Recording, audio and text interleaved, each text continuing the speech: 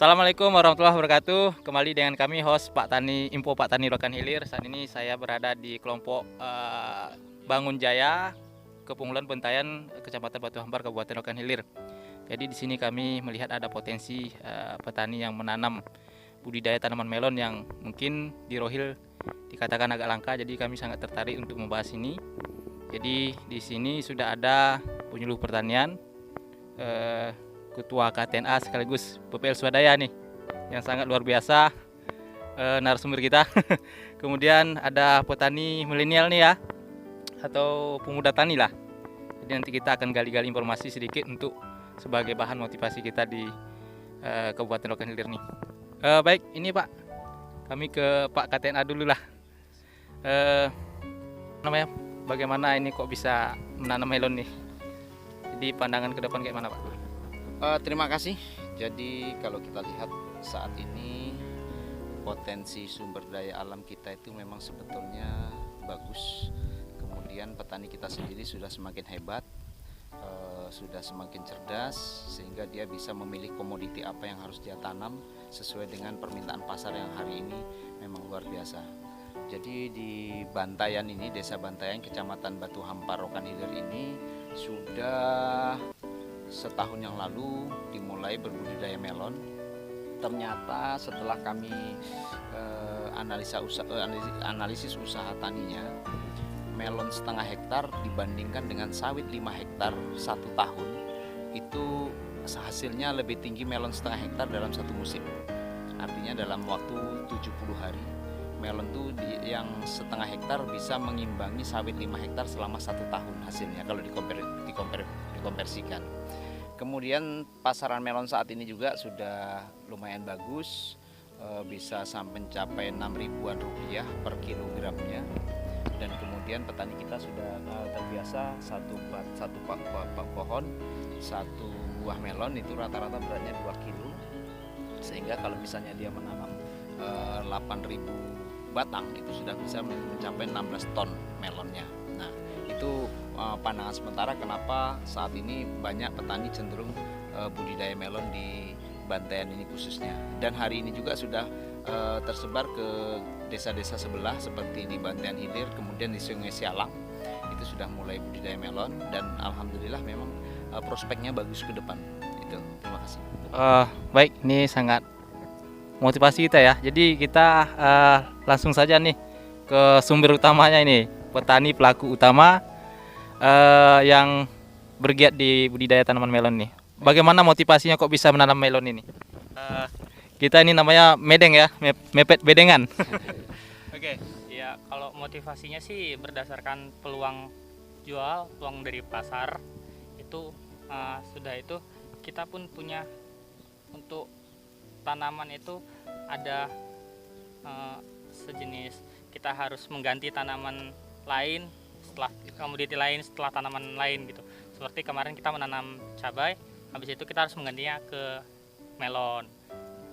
Dari itu kalau kita menanam tanaman harus dia tidak boleh dari tanaman ini balik ke tanaman ini lagi, nanti akan hama itu akan tetap, Hama dan penyakit. dan penyakitnya.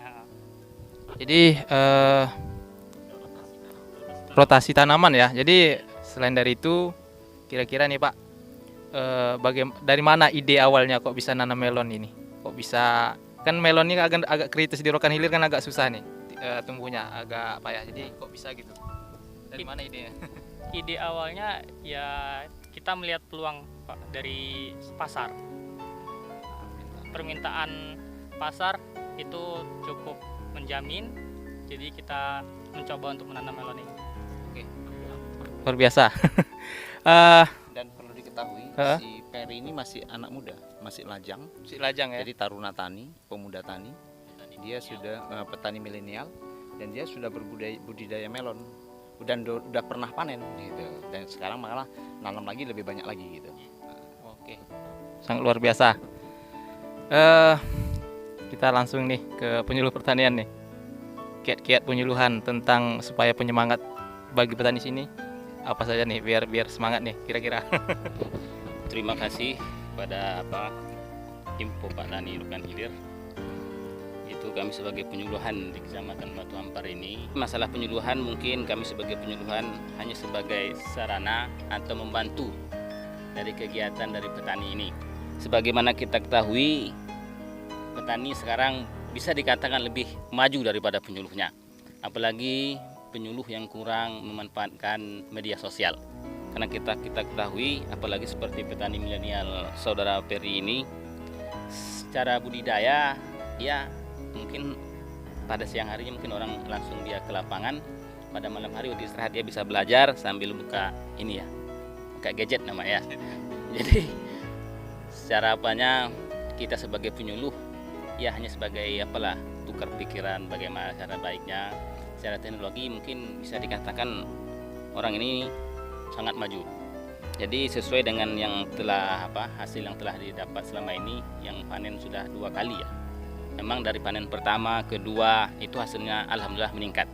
Jadi kalau kita lihat dari keadaan ini, artinya melon ini sangat potensi lah di Kecamatan Batu Ampar ini.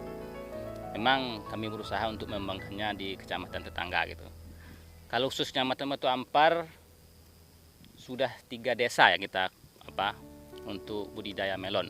Yang pertama kemarin di Bantayan Hilir, Bentayan ini, dan sekarang mulai tanam di Sungai Sialang Hulu. Nah sekarang sudah menanam, sudah hampir umur 1 minggu setelah tanam. Baik, ini sangat luar biasa nih.